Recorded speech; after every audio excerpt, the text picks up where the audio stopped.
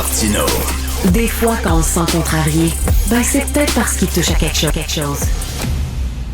Marc Boilard est avec nous et tu poses une question existentielle de premier ordre. C'est-à-dire, est-ce que les gens qui ont des enfants sont mieux placés que les autres pour savoir ce qui est bon pour les enfants? Parce que souvent, il y a des gens qui disent « Ouais, mais tu devrais faire ci, tu devrais... » Qu'est-ce que t'en sais, toi? T'as pas d'enfant? Ferme ta gueule. Exact. Écoute, ben Richard, c'est formidable. Il y a un paquet de phrases qui circulent comme ça, qu'on prend toutes comme si c'était des vérités. Tout le monde. Exemple, vaut mieux être seul que mal accompagné. Écoute, si c'était vrai, le taux de divorce, ce ne serait pas 50 ce serait 322 OK? Parce qu'à un moment donné, tout le monde se gâte. Bon. Ça fait que, et il y a un paquet de phrases, dont celle-là, la fameuse, il n'y a personne de mieux placé que les parents pour savoir ce qui est bon pour leur enfant. Et la réalité, là, c'est que c'est complètement faux. Pas faux comme tel tout le temps. Bien sûr que des parents qui ont de l'allure, c'est fort probablement la majorité. Mais même chez les parents qui sont bons, parce que ça ne veut pas dire que c'est tout le monde, il y en a qui auraient dû ne pas avoir d'enfants, mais même chez les parents qui sont bons, qui sont compétents, tu ne peux pas l'être dans toutes. C'est certain qu'il y a des affaires dans lesquelles, naturellement, tu es peut-être plus à l'aise, des sujets abordés, etc. Tu sais? Et aujourd'hui, j'ai reçu à l'émission, parce que tu sais que je remplace Benoît Dutrisac hier, aujourd'hui et demain, oui d'ailleurs, où est-ce que tu viens me rejoindre en fin d'émission, c'est fort agréable. Et j'ai reçu la directrice et fondatrice du Centre pour l'intelligence émotionnelle en ligne. Elle s'appelle Emmanuelle Charret. Ouais. Et elle est venue me parler parce que cet organisme-là rencontre à chaque année 50 000 enfants dans les écoles. Tu as bien compris? Pour faire de l'éducation par rapport à l'utilisation des écrans, qui est un sujet archi d'actualité. Ça fait qu'elle nous parle un peu c'est quoi son programme, que là, tout à coup, elle attend encore des confirmations du gouvernement de la CAQ pour la poursuite de ses activités. Mais 50 000 enfants du primaire puis des ados du secondaire. Et comme de raison, pendant l'émission, je reçois le fameux texto de quelqu'un qui dit c'est pas aux organismes d'écouter ça, c'est aux parents. C'est les parents, d'où la fameuse phrase que, voilà, il est dans l'équipe, que c'est les parents qui connaissent donc ça, etc. Et là, elle rebondit là-dessus avec une série d'exemples, je te jure. Elle n'arrêtait pas de dire « j'en ai un autre, j'en ai un autre, j'en ai un autre ». Regarde qu'est-ce qu'elle disait. Elle disait, quand on demande aux jeunes du primaire qu'est-ce qui se passe si tout à coup il arrive et qu'il y a un message qui vient d'un étranger, est-ce que vous savez quoi faire avec ça si c'est quelqu'un que vous ne connaissez pas? Et les petits du primaire répondent à peu près jamais « je le dis à mes parents ». Parce qu'à cet âge-là, ils pensent que c'est une erreur ou c'est peut-être une gaffe et ils vont se faire engueuler. Tu comprends?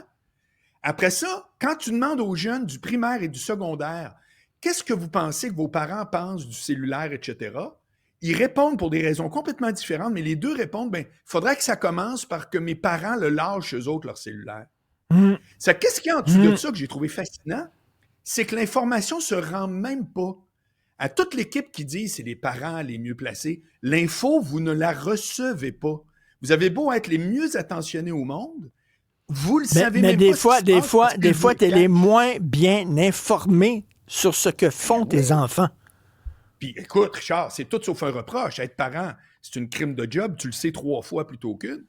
Mais je fais juste dire que c'était fascinant de voir cette fille-là qui, elle, avec toute la gang avec qui ils se promènent dans les écoles, puis ils reçoivent des informations que les enfants, règle générale, ne veulent même pas dire à leurs parents. Fait que moi, tous ceux qui nous écoutent puis qui disent « Ah, c'est toujours les parents qui sont les mieux placés », à l'époque, je faisais de la ligne ouverte, OK, sur un autre réseau, 50 ans. Puis on aborde la fameuse question, est-ce qu'il devrait avoir des cours de sexualité au primaire?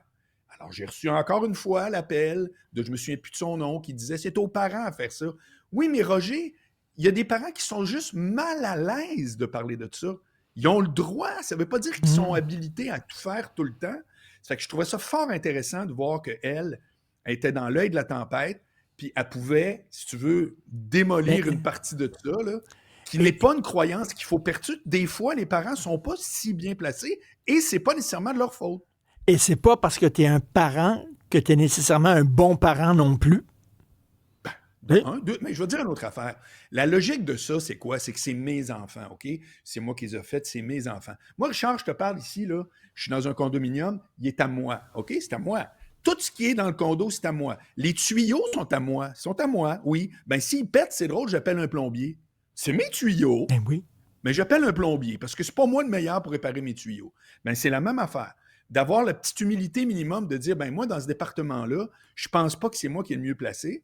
Puis moi, pourquoi je parle de ça, c'est que ce que j'ai trouvé formidable, c'est que je l'entends tout le temps que c'est les parents. Puis là, tu as une intervenante qui dit, ben je suis désolé de vous dire, il y a des infos que vous n'avez pas, qu'on reçoit nous autres et pas vous autres. Mais c'est pas rien. Là. Et quand tes enfants deviennent adolescents, même si tu es le meilleur parent au monde, ils vont te trouver moron.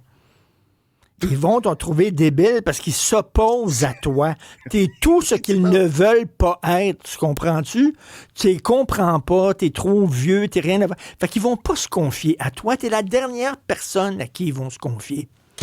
Demain, je reçois quelqu'un, c'est une étude qui est sortie, je pense que c'est dans Le Devoir. J'ai demandé à Cybèle d'appeler et on les reçoit demain. Il y a une étude qui est sortie qui dit que quand des gars, plus que les filles, qui n'ont pas les mêmes problèmes à l'adolescence, font du sport d'équipe, ils deviennent beaucoup moins crinqués, puis beaucoup moins... je pense que précisément, c'est le rapport à l'autorité, là, puis etc., devient beaucoup plus apaisé. Parce que c'est pas les parents qui leur disent fais ci, fais ça. Ben oui. Mais ça devient littéralement. Ben oui. Stéphanie. En fait, c'est juste, on a reçu un texto, puis je me dis, ça peut aller aussi dans la théorie. C'est JC qui nous dit, n'oubliez pas que l'amour rend aveugle. Donc peut-être que justement, le parent n'est pas le mieux placé. Exactement. Tout à fait. On les aime tellement que. Alors, ben oui. Si mon fils a quelque chose à dire, il m'a dit appelle Marc Boilard. Ah ben ça, tu vas voir. Là, vraiment, il va ressortir grandi. Ah non, ça, c'est clair. Salut Marc, à demain. Bye. Salut.